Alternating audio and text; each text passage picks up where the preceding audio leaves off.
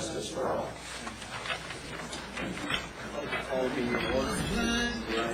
If I could ask, Motion after we. okay, after the motion. Well, no, let's, before we go to the agenda, can we, oh, no, I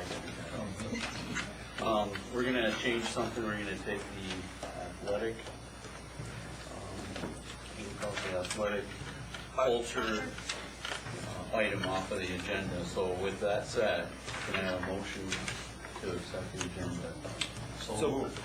Motion by Joel, seconded by Jim. All in favor? Aye. Anyone opposed? Motion carried. Public communications, can we go right into this one? Yep, you can. Okay. Linda Strata?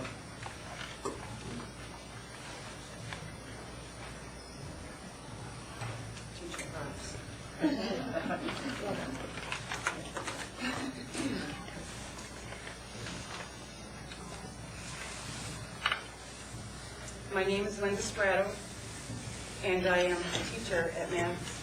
I've been a teacher for 17 years. I am a hardworking, proud teacher of Mass.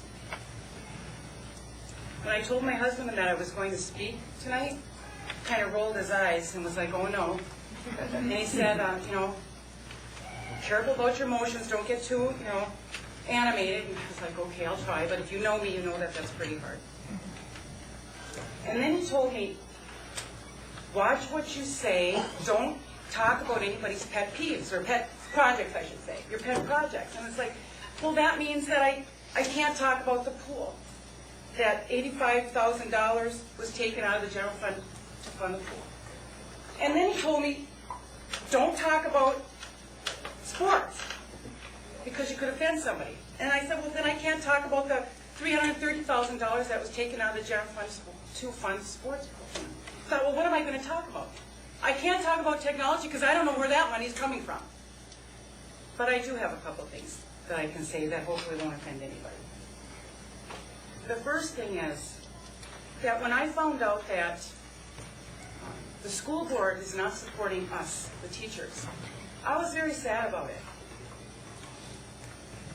We elected you and felt that you were going to support us and do what's best for all of us, the kids and the students.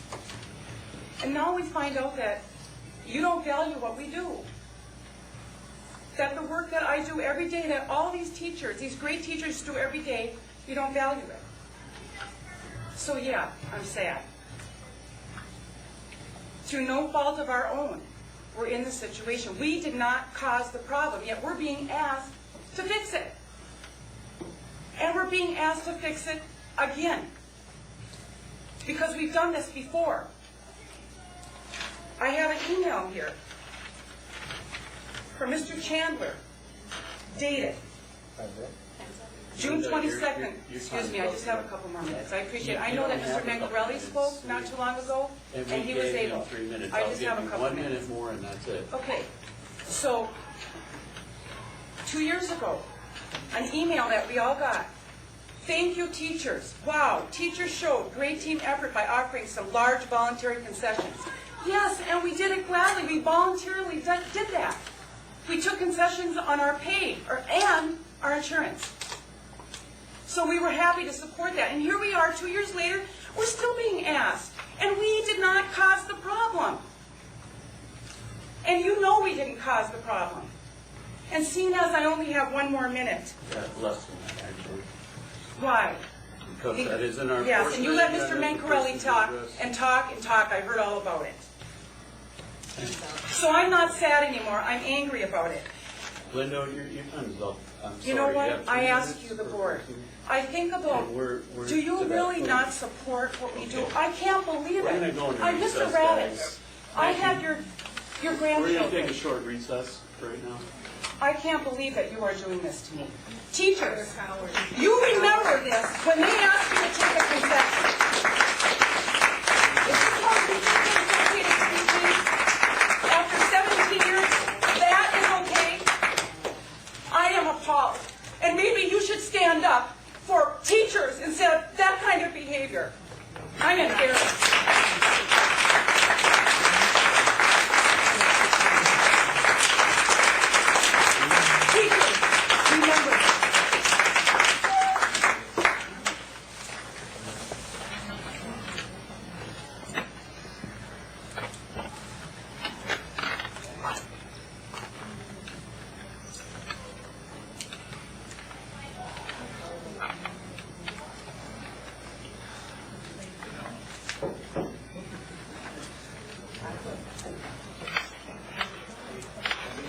I'm sorry,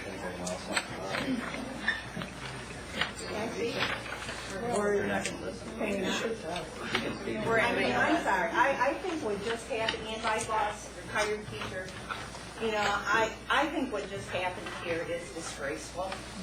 I can't believe I witnessed it.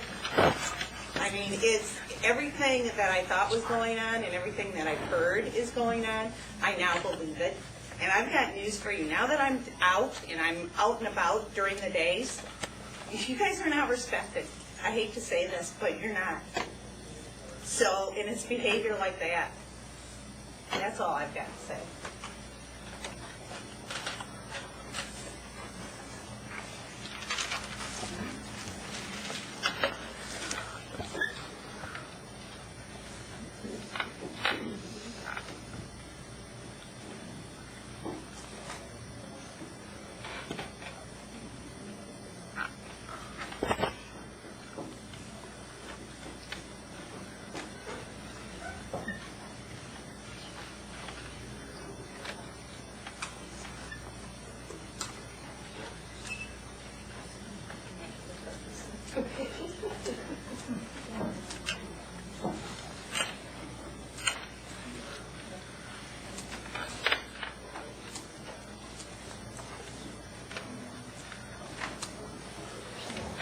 Yeah, I was just going to say, we reserve the right, we're not going to now, but we reserve the right later in this meeting or at a future meeting to come back and not only correct the multiple inaccuracies in the statements that were just made, but also to present information that is accurate. So we reserve that right. Do we have any more public communications? Can I make another statement? Sure. It may seem cold-hearted to shut down a meeting. You have to understand that tensions are running a little high now. And I think it's especially important when tensions are running high that you stick to protocols, that you stick to certain ways of doing this so things don't go out of control, right? We do care about the schools. We care about all of you, okay? But what we want to do is make this constructive. These meetings are supposed to be constructive for us to get our work done. And we can't do that if we don't set time limits. And what we have to do is we have to be fair about how we do that. And we will try to do that. Thank you. Okay, celebration of mass success. Yes. Our principals in the elementary and middle school, along with Lieutenant Lathan Shell, had the honor of presenting at a statewide conference last week, I believe.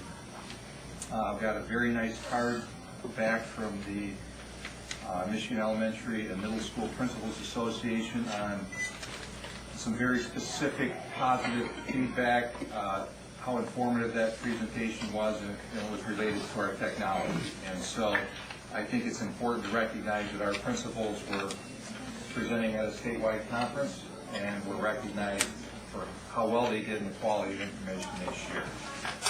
So I think it was pretty much the whole 4 or 5 of you. And with that, I'm going to turn it over to you guys. You can talk a little bit about anything you want. I know you have a video for us. And yeah, we won't bore everybody with the entire presentation.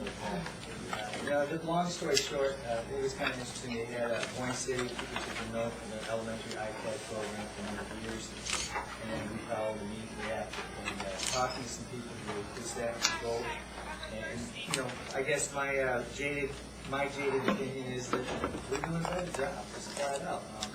They talked a lot about the things they do, and then students just read off the iPad. And our program is continuously about what can we put in the hands of students that they can create? What can they do to demonstrate things that they know? And our teachers are just doing a fantastic job with that, taking baby steps the way I put it towards the right way. So we felt really good about what our teachers are doing, what our kids are doing, and our program was really about how to do it, how to do the program correctly. So Ken, as always, did a fantastic job. He in front of the crowd, he just takes it to a level where everybody gets it, where everybody explains it. And one of the things that we wanted to showcase was a little teacher interview video that was put together, and it was done by Tim Pointer, former student in the MHS. Made this with the skills he had from Brian Baines' video production class. He did a great job as always. And it was just kind of a nice way of showing some of our goals and what we're having teachers do and kids do in the classroom. So this is just a teacher interview video from Tim. Yeah. Okay. And other than the speakers are not going to be super loud, I apologize for the volume ahead of time.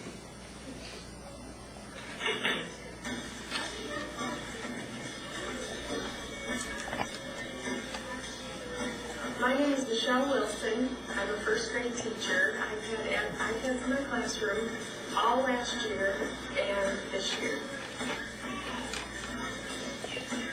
Students are very excited to learn. They're engaged. They want to work.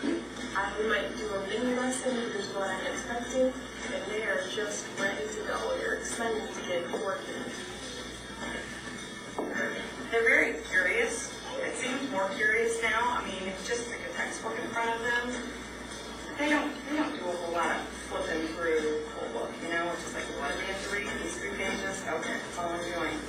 But if you give them an app on Jamestown, and it has all of these different avenues of learning and watching the video clip and looking at the chart and being able to hit part of the chart and it makes brings up images of a certain time period, and I mean they're just so curious. They, you know, if I'd ask them to read an article about Jamestown and that's all it was, they would do it, but probably not get as much out of it.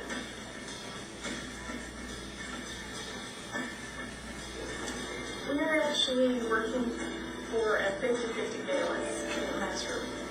So in the past, of course, it was all traditional paper pencil, and now it's 50% of our working days on the iPad, 50% is paper pencil. So we're always reaching for that balance. And you can give them some choice. I mean, there's still some kids that want to do paper and pencil, but they like having a couple options. Students are doing so much more at home because they're excited to show their families what they know on their iPad.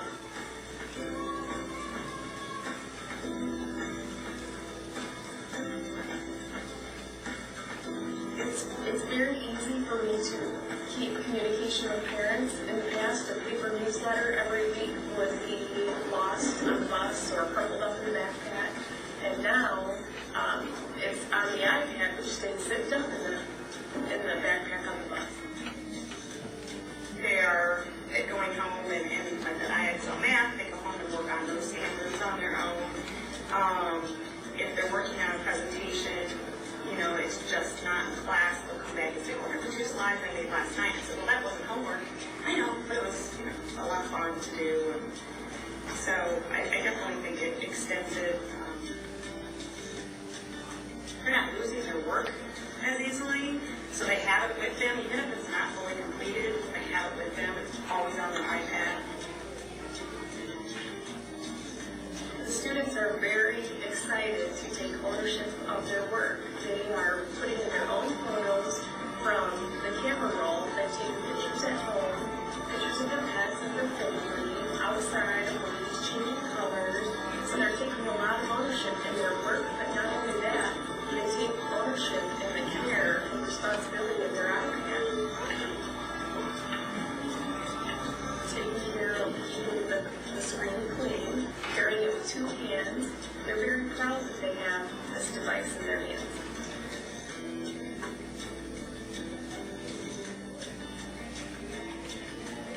They love to mirror, they love to show their work, to put it up there on the screen.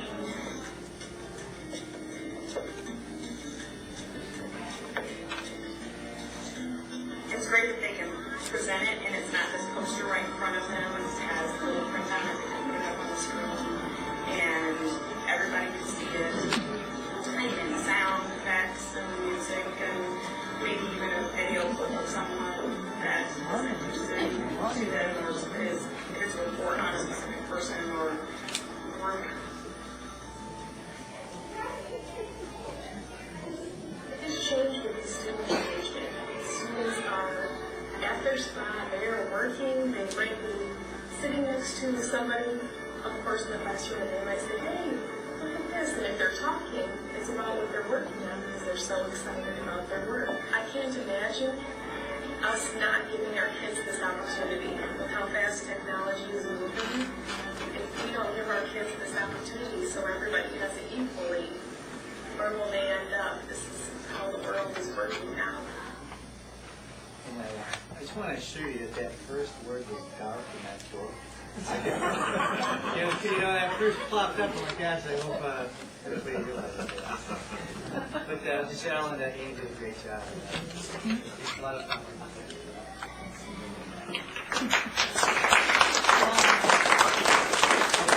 You guys any questions about the presentation? No, thank you. Julie was going to talk about Rick, who couldn't be here tonight. We're pretty excited to have Rick on board. Julie? Last year, I think you'll remember the MAPS production of Annie under the direction of the very multi-talented Rod Oden. Rod Oden took a position directing a theater, and now when we posted for a position to run the spring musical, I'm just so excited to let you know that Rick Plummer, the chair of the Fine Arts and Humanities Department at West Shore Community College, has stepped up to do a MAPS-wide production. Even though it's Manistee High School, it'll include children from I think 5th grade on up, and the production that he's hoping to put on our stage is The Little Mermaid. So very, very much a crowd pleaser, very musical, a great production. And I'm looking forward for you to meet Rick in person. He's got a great personality. He's very kid-centered, and I think we're going to have a wonderful show. So, thank you. Thank you. Correspondence and superintendent's reports. You have a number of items in that section 5 or 6 actually. I don't know if you have any questions on anything. It's there. There are no personnel updates that were brought forth prior to this meeting, but we're just going to keep that on the line item so that it's always on the agenda. Because normally there are some, and there will be for next month that we're aware of, but not at this point. So I don't know if you have any questions on anything at all on A through B in section 6.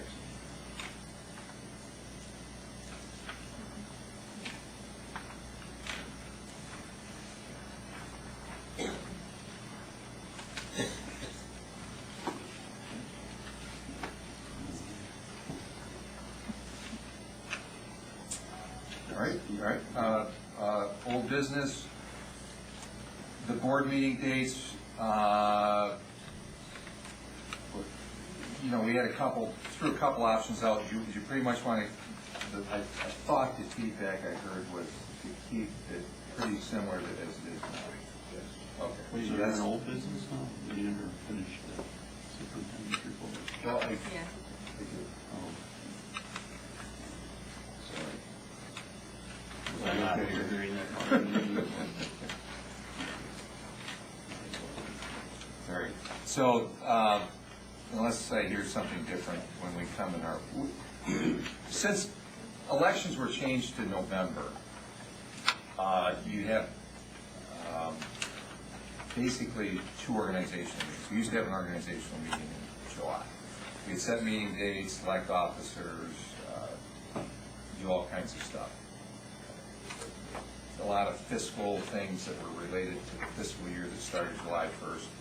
The fiscal things we still do as of July 1st as part of an organizational meeting or just business. And then next month, you're actually going to be doing more the setting meeting dates, electing officers. We haven't really used the committee structure in a couple of years, but if we've done that, you do that then. But setting the meeting dates is a huge one. So we will have for you something that looks very similar to this year with the known conflicts taken into consideration. So that's what I needed to know. Item B, graduation dates. We decided last month to just keep that on for one more month. I haven't heard anything solid to change that. Compelling arguments really why one would be changing it would be. So I suggest we keep it how it is. I agree. Paul? That's fine. I don't think we're gonna make everybody happy with this one. It's gonna go one or the other. So, It would have been nice to try it. I can roll with whatever. Friday was kind of one of the more of that weekend I thought Friday would be a good idea too. was one that did get a little traction, but not for this year. Opposite that I heard in the Not for community this from year, that but, was like Grad Bash doesn't have to, they don't have to rush off right after, because they'll still leave on Saturday. well, I mean, there's a majority here that wanna change it, anybody can change it. we're talking not this year, but the next. Yeah. And What do you think, Joel? I think we're doing the right thing for this year, and we can see what happens for next. Well, they're gonna need to know more soon, already for the next year. We still have some time. Do it. Let's keep it on there another month, think about it. Okay. Let's set next month, otherwise the date we actually make a decision, All right. one way or another. So Okay. the decision will be the 15th. We're going to decide in more cases and And what we're looking at is that Friday of Memorial Weekend. But let's make a decision, we gotta make a decision on it, might get it off of there. We have the track on there, again, we just decided to carry that over for a month. What we decided last month was we really need a facilities plan before we think seriously about moving forward with that, and we're gonna be talking about a facilities plan and actually getting one done here before too long. It would take into our needs, our wants, our, different things that we know, get input from the community, and I'll be talking more about that next month.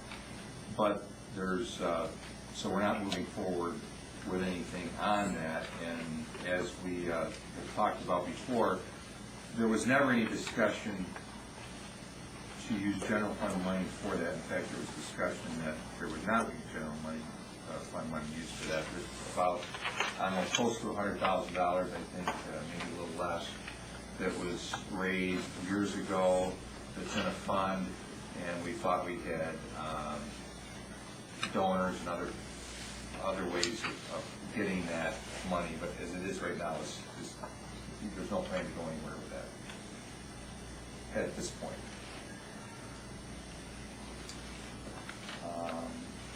Any questions on that? John, are we having Attorney Blanchard do a presentation? Next month, yeah, you could make it this month. So they talk about a facilities plan, they do that as they've done work for us, so that's something that they've got a lot of the information already from the bond proposals and different things that they've done, so for no cost, they would put a facility, organize it all, get more input from staff, more input from the community, again, needs, we have a pretty good idea. We know that the group is within 10 years of its lifespan, that, okay, we're going to, 10 years or so, we're going to have to replace that roof. That's a need. Those things are known. We know about the life expectancy of carpeting in various buildings. And then you have your wants. The track would be one. But put all those things together in one plan, and then with costs, and talk about how would you fund those and maintain them. The big thing is we're maintaining them. Sure. Yep.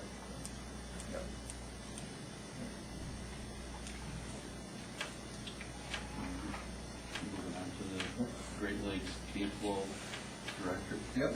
I just need direction from the board on what we want to do with that.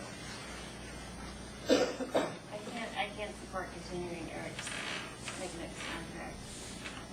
There's too many questions and there's not enough answers. I think there are agreements and contracts in place for a reason, and we're not following them if we continue it this way.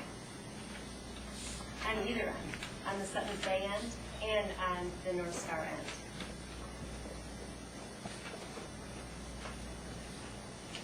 It is not budgeted. It's not in our budget. Am I wrong to say that? You're correct, it's not in our budget. It's not gonna be an expense to MAPS. Well, it's a risk to MAPS. What if something happens with the funding? I mean, something, I don't know what. What if something happens and we don't get reimbursed? There's nothing in that Sutton's Bay contract that says that MAPS will maintain any contract with the employees. It says Sutton's Bay will. And then Sutton's Bay gets a 3%. Is that correct? Administrative overhead fee? Is there this one, right? So they should handle all of it.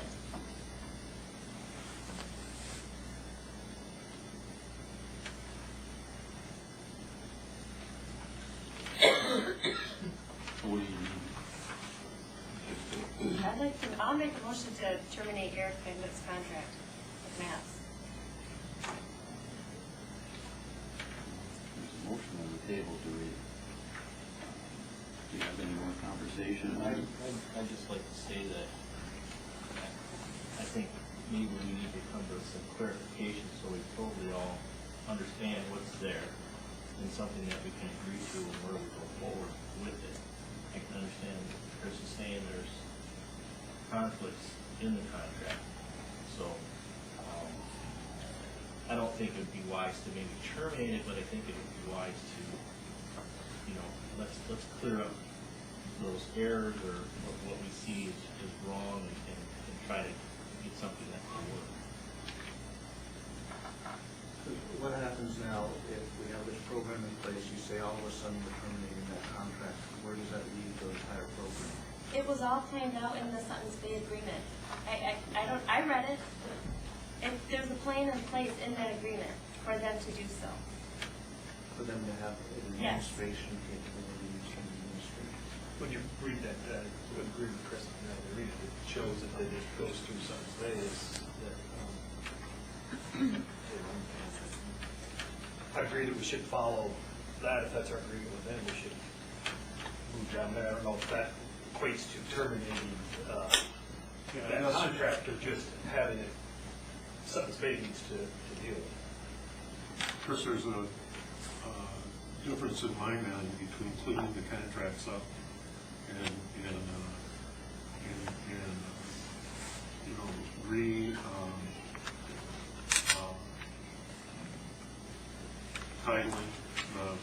who's going to do what and when and where. And I'd like the paperwork to be able to follow the practice. But I don't think, is that what you're trying to get It's done? all spelled out in all the contracts. That's, Yeah. I mean, in the North Star Staffing Employment Agreement, it says, termination, number 6. If this agreement shall terminate on the occurrence of any of the following events. C is upon the district's termination of the YES Academy by the district. Right. That ends that contract. In Sutton's Bay, it's spelled out there too.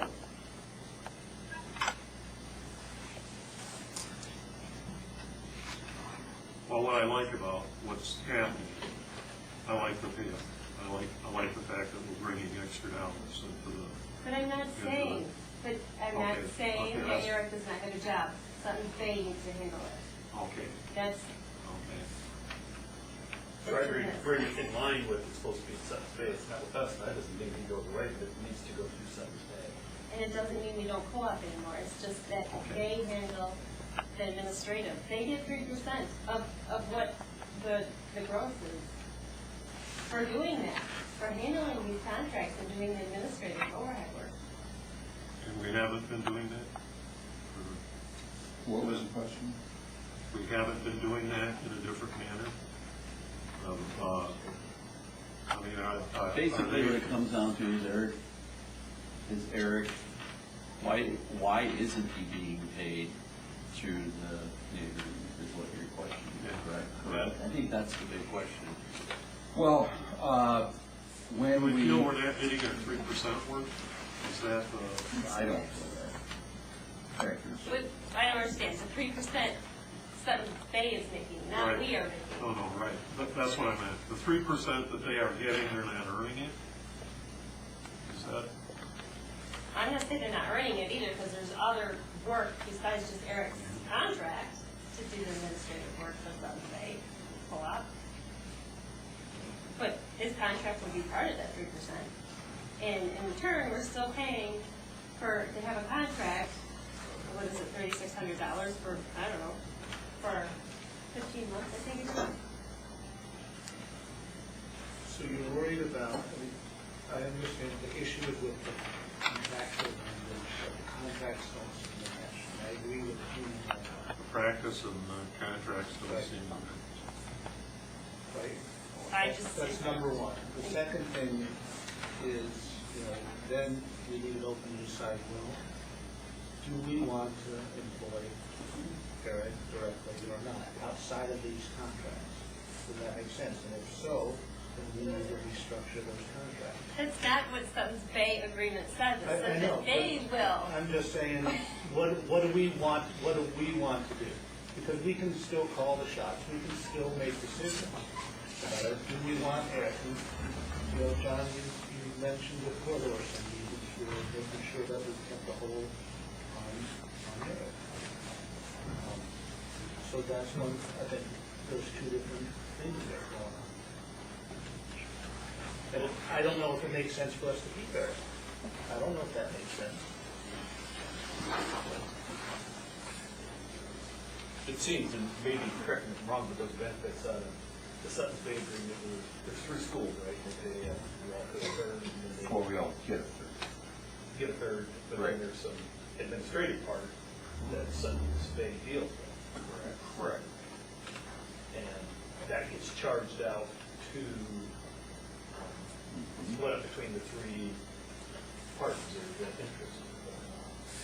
So there, any of that cost would come out, we're paying, we should be paying a third of that cost. Well, let's make sure we understand that we're not, when it's all said and done, we're not paying, we're receiving.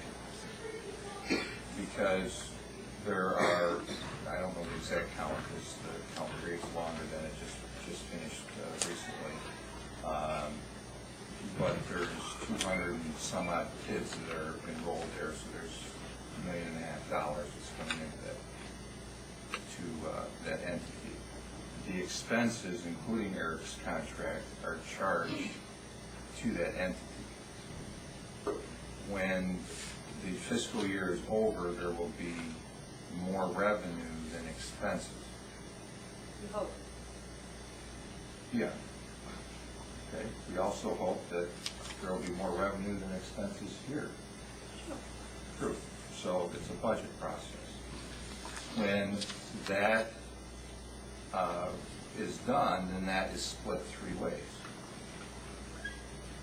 So this. So then we end up receiving not only any expenses that we've accrued, but we get a third of the revenue that's over expenses.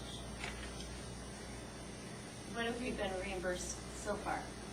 We haven't, because as Howard could explain to you, when you borrow money, we borrowed $3.5 million to get to be able to make payroll and do all of these things. And Sutton's Bay could go out and borrow money and charge that to the entity, that portion of it. Or one of the ways that they basically carry the entire burden, other than what we're spending with Eric's contract every month. And then when we get, as the year moves on, you start catching up your state aid starts catching up, your cash flow catches up. And that's the other thing that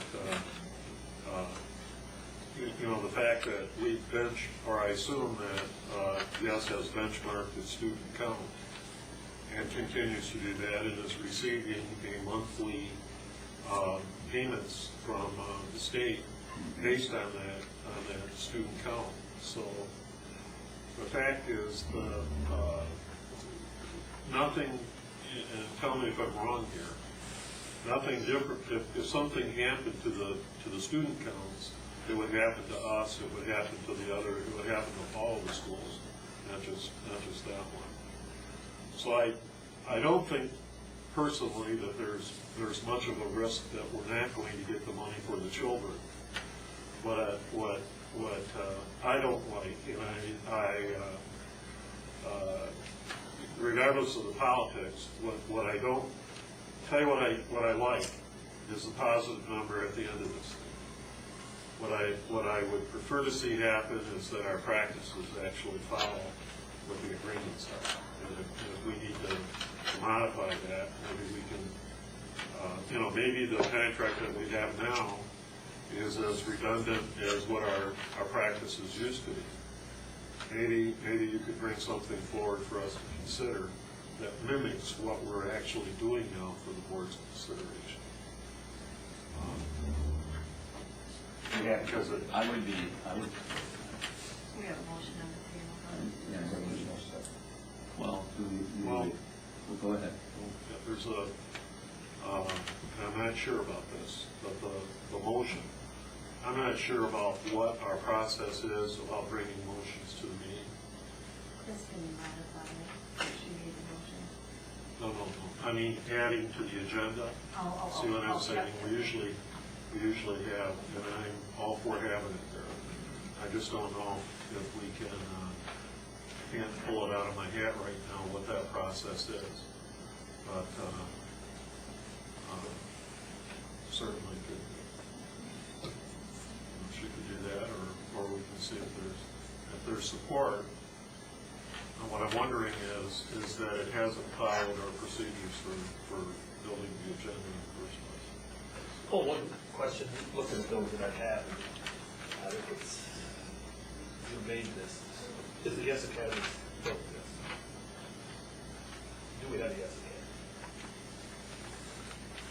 Okay, I know the answer to that question. I'm trying to explain this in a manner. No. YES Academy does not exist. Okay, we still call it YES Academy because that's the, is it a Band-Aid or is it an adhesive strip? Okay, it's what's known here, so that's why we call it YES Academy. Okay, it is called Great Lakes K-12. Now, when we picked that name a little over a year, or not quite a year ago, we didn't realize there were going to be like 4 other schools in the state of Michigan that are Great Lakes something online. So right now, we're kind of getting lost in the conglomerate of these schools that have Great Lakes in their name. So, if we were to continue this agreement, might we go back to the YES Academy name, which has some brand identity in this area? Yes, we might, to avoid the confusion with all the other Great Lakes schools. But right now, there is a YES Academy website because people were going to it, so why take it down? They would go to it, but they were being enrolled in Great Lakes K-12, which is the name of the school that is the cooperative between the schools. Well, then to get back to the intent of what we had the contract for, the YES Academy, it doesn't exist. And then, so consequently, they have to agree that we just terminated that contract with the YES Academy. So from that standpoint, to be I understand. sound contractually, we should follow that contract. And that contract, we should be done with that contract. That doesn't mean we enter into something else to deal with maybe those services or whatever, or through Sutton's Bay, but I think that contract. Would it be possible or advisable, because there may be other things in there that we need to delete as well, come up with, this is how This is how we think we're doing it in the manner that we like doing it. This is how we used to do it. We're no longer doing it this way. Boom. Put it to bed. This is the way we're doing it from now on. Can I, I'll just tell you, I see two options. Neither one are complicated. We're making this way more complicated than it needs to be. All I've asked for a couple months now is direction from the board, and you can, I agree with you that you have a protocol on how we make motions, and I question whether we're following it or not. But in the end, all I need is direction from the board, either to move the contract to Sutton's Bay or to keep it here. As soon as we do that, I can get everything else in line. I can get the amendment to the agreement with the cooperative. I can get an updated contract. It's not complicated. It's just knowing which way to go.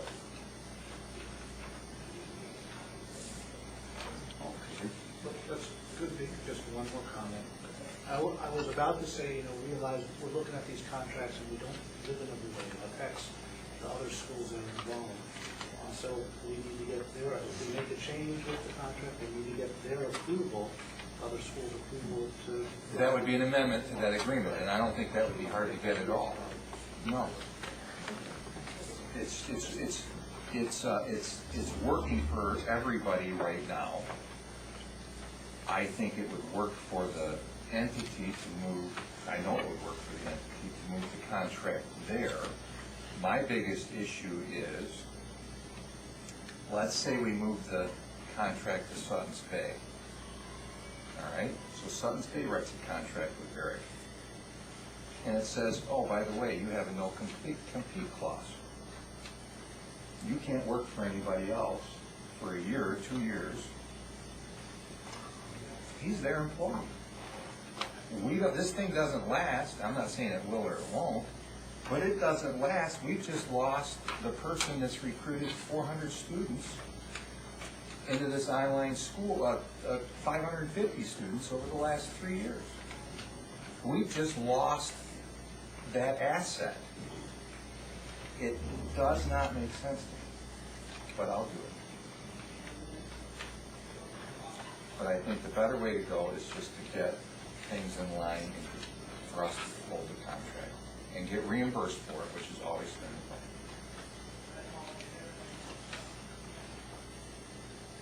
plan. Well, with that said then, what direction are we going? I'm still retaining Eric, but clarifying the contractual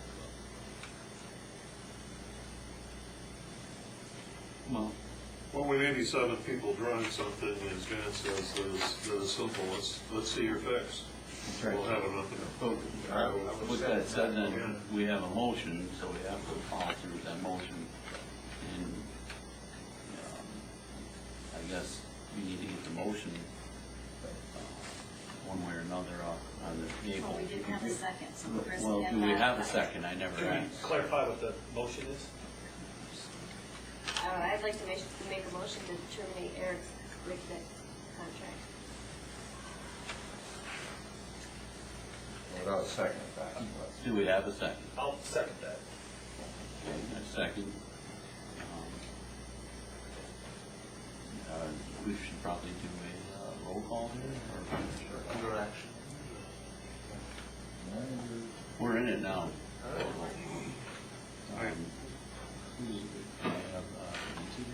I really don't think we can, but I don't have the policies up and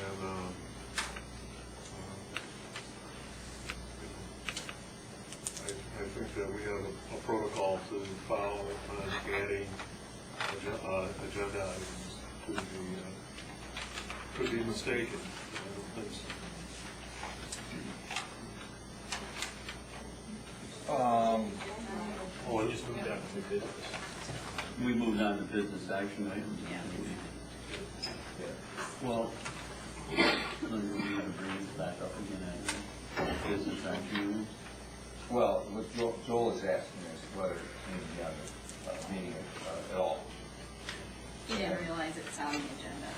Well, it's on the agenda, but it's not on as like, for example, you'll see Neola policy second reading as the next item, but then it's also listed as an action item.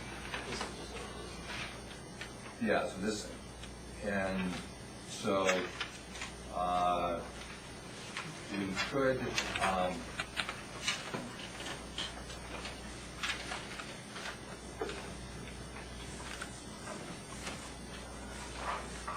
okay, so I reviewed our policies quickly, the Open Meetings Act and the board operating procedures.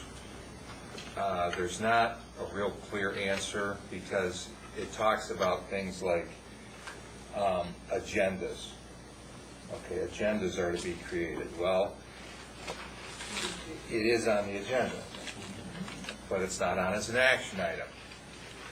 There's not a specific question that mentions moving it from a discussion. Well, how about for moving it ahead, I will withdraw my question, whether it's a proper policy or not. If there's no distinction made, I stand corrected.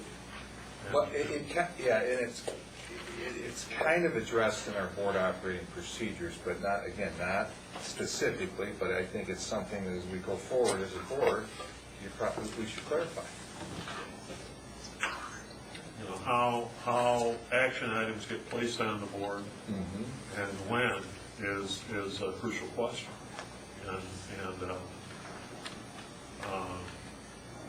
I have, you know, I got too many different policies floating around in my head right now. So if it doesn't mention in ours, I would say that adding discussion items to the agenda is close enough. And I'm not trying not to do this. I'm just trying to do it in the right way.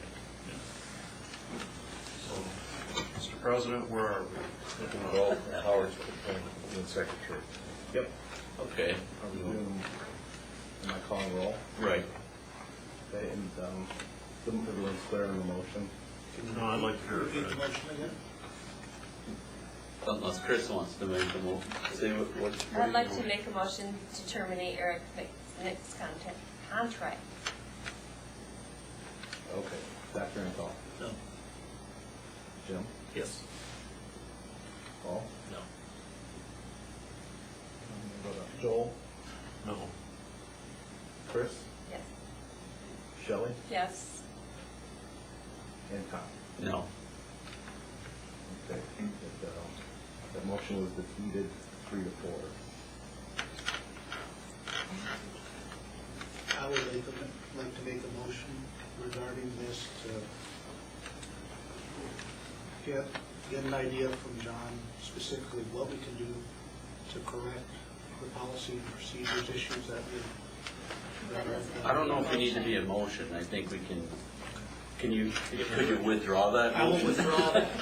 I will ask John. Very interesting to me to see that, you know, our practices don't have, well, yeah, they do have to mirror our contracts, but if we move beyond those into a third zone that seems to be working, well, let's fix it all at once. Correct.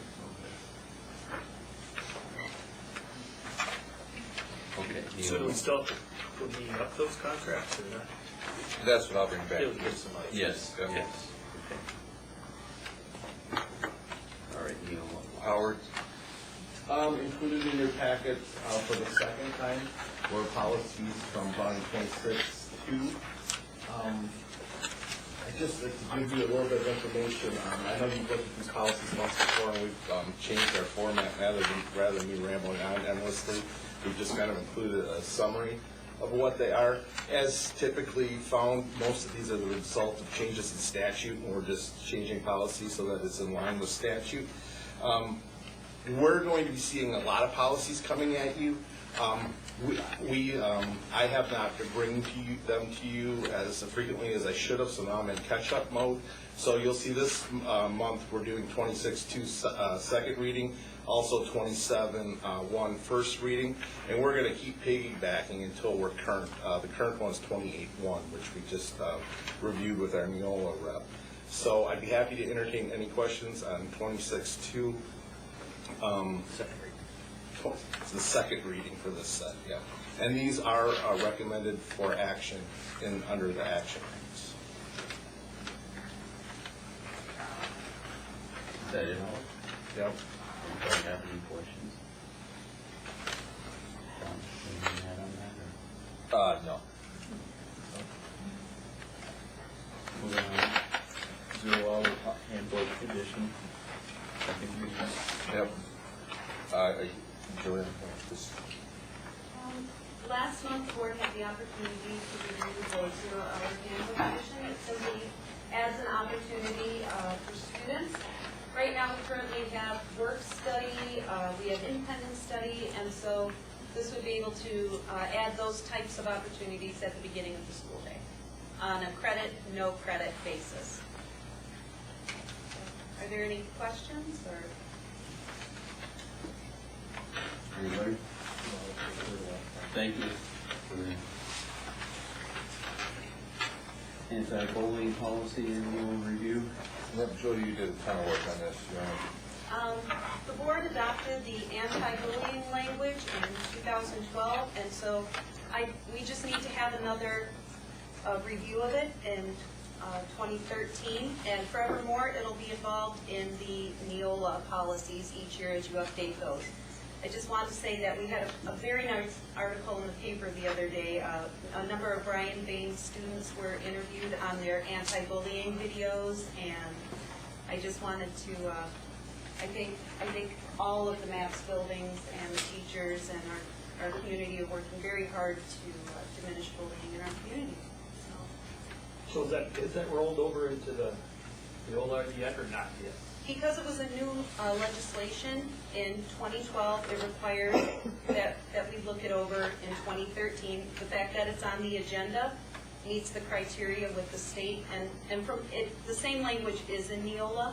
So every year as you update the Neola policies, it'll meet the criteria for the anti-bullying review. Anytime we have a policy that doesn't originate from Neola, we forward that to them too, so that they review it and can compare it to the policy that we have. And if it results in updating the Neola policy, then they do so. I guess regardless of legally what we are required to do, are we doing or not? Well, You know, I think that's for us to decide. right, it's up to the board. I know they interviewed a number of students, and one of the things that the author of the article said is, do you feel safe in school? And Brian, all of our students raised their hand. So, and they were able to articulate instances of bullying and what they were able to do and what they should do in the future. I'm very proud that we're a one-to-one laptop school. We have a lot of ability to look into cyberbullying that other schools can't. So bullying, it's an ever-changing landscape, and I think that we have great relationships with teachers and students, and our community now supporting us too. So. I'd just like to comment on that too, that I believe we're doing all the things that we know to do. And I put that caveat in there, know to do, because there are certain things, we used to think putting butter on burns was a good idea, and it's not. But everyone thought it was. So we have to be careful not to put butter on these burns. We have to do things that we know, do no harm first. You're very familiar with that. We have to do no harm first with our policies and procedures, and then second, do all the good that we can, that we know is based on research and evidence and experience. And I believe that we're doing those things now. We keep abreast of what is coming down the pike and what is working in other places, and if we find something, we're certainly open to new learning. But as it is right now, I can sit up here and comfortably say we would like to have no bullying. We do have some, but I don't know what else we can do at this point. And if we find out something that we know is putting the medicine on and not the butter, then we will do those things. It's one of those things we need to be very proactive about, Yes. instead of reactive.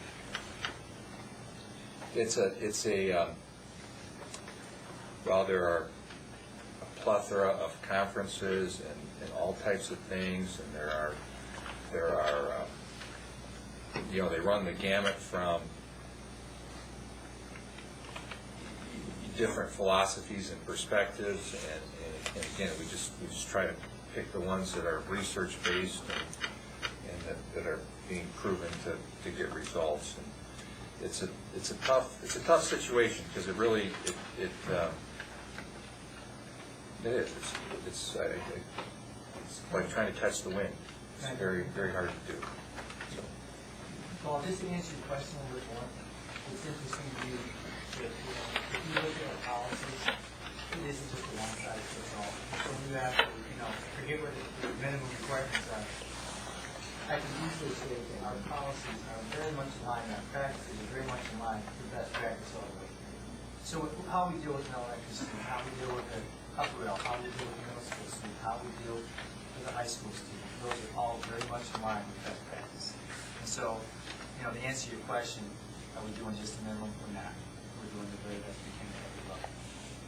Thank you. Anything else? Okay, business action items.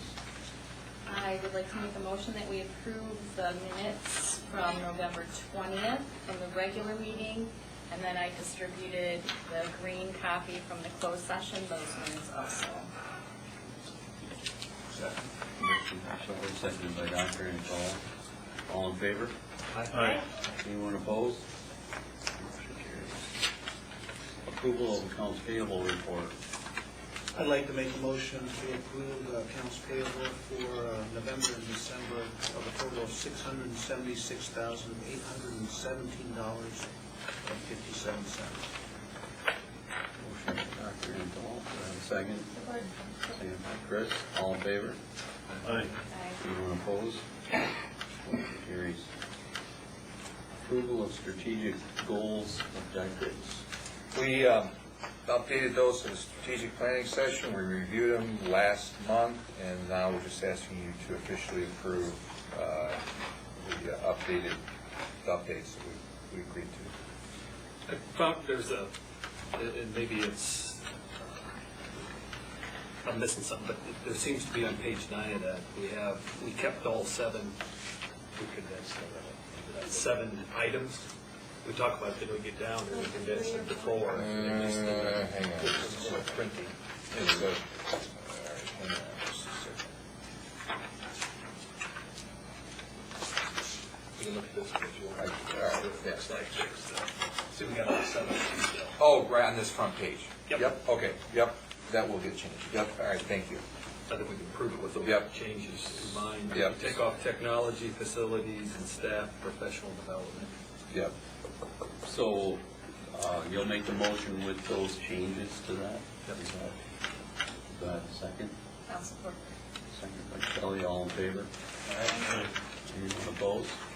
Motion carries. We'll take care of that. Yes. Approval of Neola policies. Right. Does anyone have any comments or anything on that? Have a motion? I'll make a motion to approve the Neola policy, 26.2. Support. Motion by Paul, seconded by Joel, all in favor? Aye. Anyone opposed? Motion carries. Approval of 0-hour handbook edition. Support. What was that? Motion.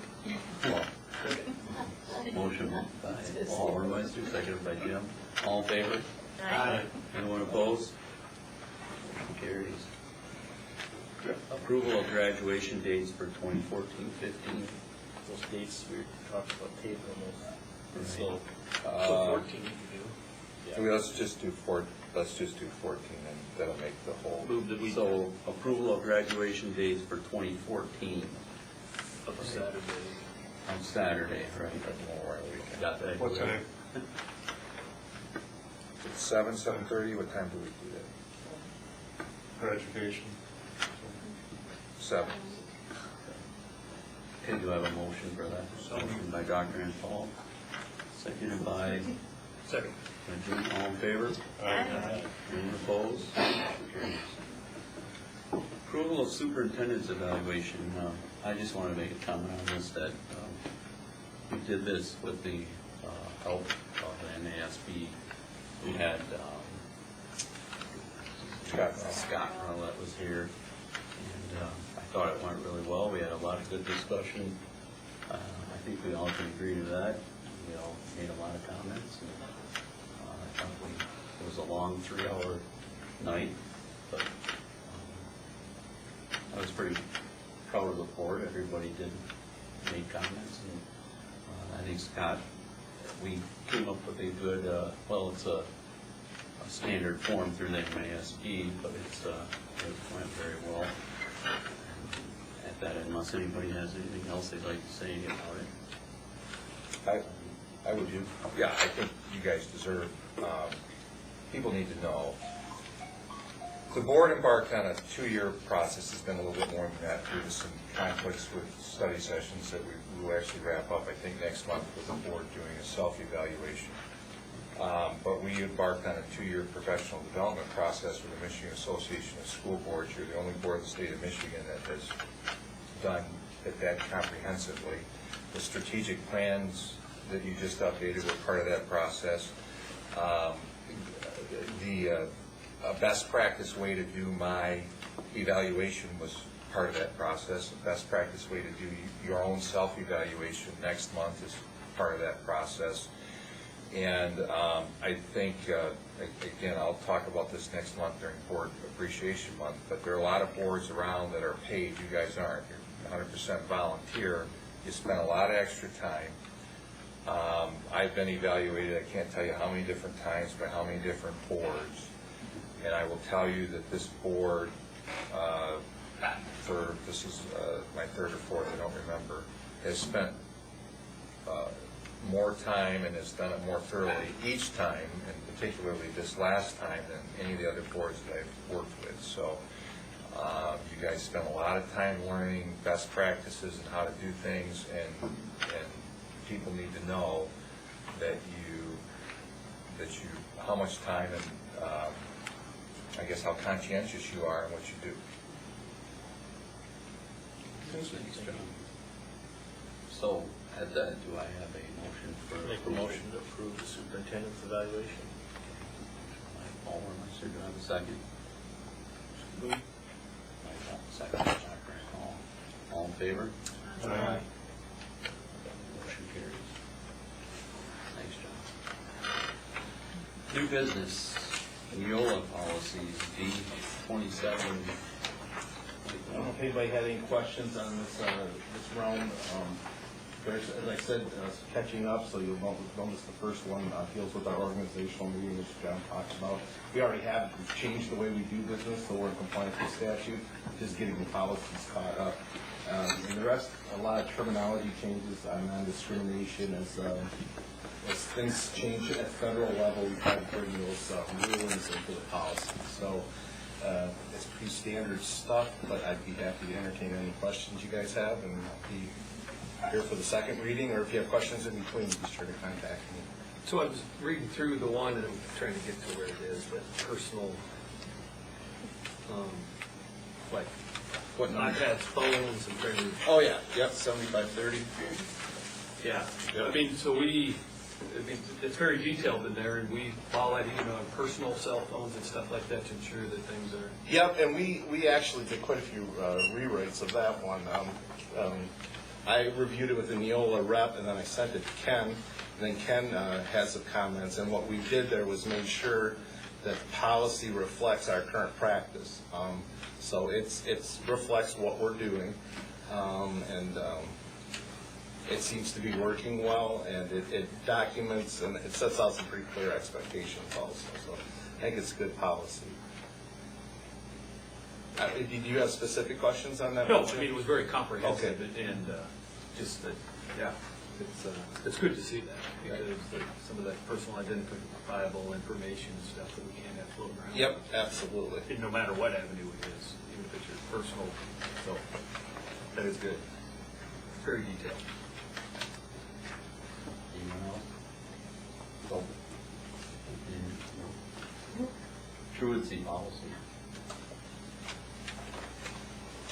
It's in your packet, I don't know if you have any questions on it or not. It's been worked on at the ISD level for all the schools and then tweaked a little bit for us. It doesn't have much meat. I mean, when I first read it, it was hard for me to hit through, and I guess we have to follow the district rules or unexcused acts because you kind of jump right into it. There's a long history with that. And in my opinion, the cloudy area is two magic words that make most truant problems go away. And that the two words are homeschool. So there's the way we would like it to be and the way that it is. And on a statewide basis, those two things don't really come together. And I think, and correct me if I'm wrong, but I think the issue is that, you know, we are limited. We can send letters and do different things. What we wanted was help from the ISD and even the court system. But I don't know if you have any, and so that's kind of why we've worked at it from a bigger level. Yes. A committee came together with the prosecutor's office, principals, community support agencies like Child Protective Services. And really what's critical about this policy is instead of going after, sending a police officer to someone's house, that escalates a family situation that isn't healthy. And that's when parents say, I'm homeschooling, just leave me alone. The initial contact is by Child Protective Service workers or through community mental health to really see if the family needs support and help to help get their child to school.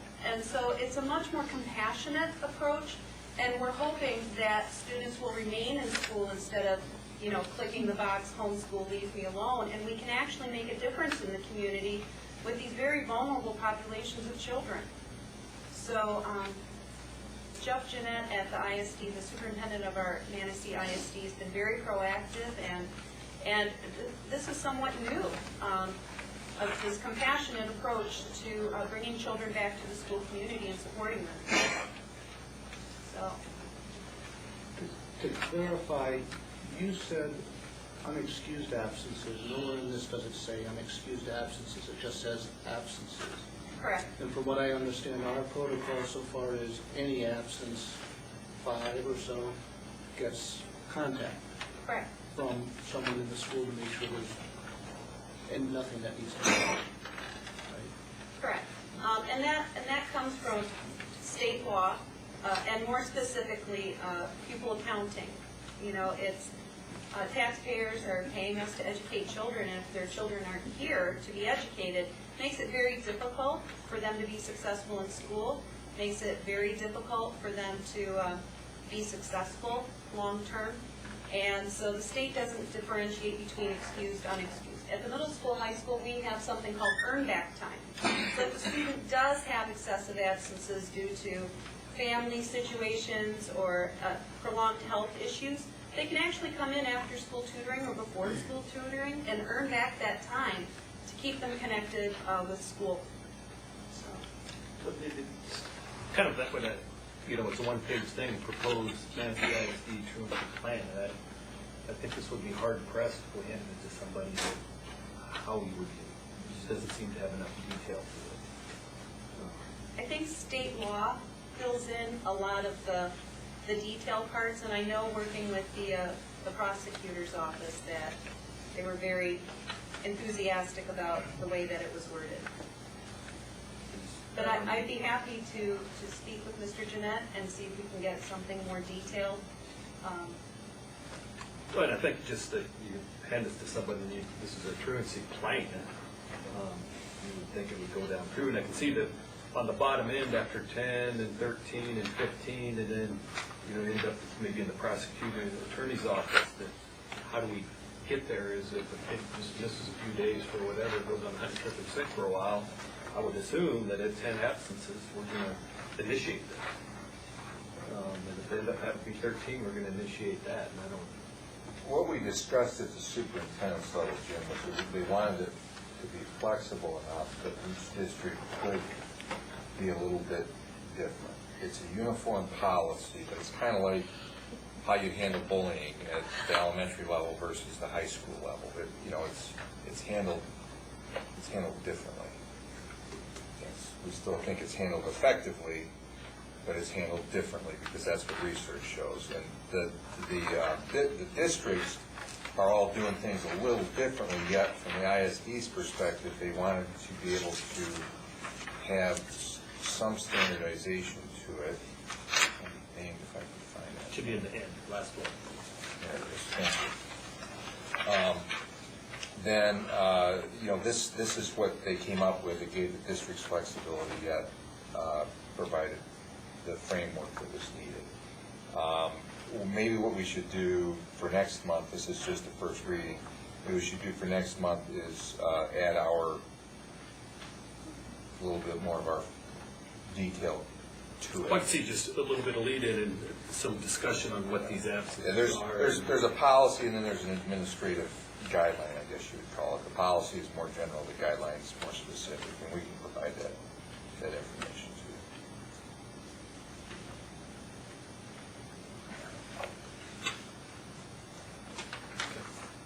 Anything else? Okay, second, public communications, we have nothing to show, is that correct? Okay, closed session for negotiations, so we're gonna meet in the conference room in your area. With that, everyone's welcome to stay till after we go to open session if you'd like. I think it's safe to say that we won't have any action items coming out of it. No, no action. Okay. Oh, the man is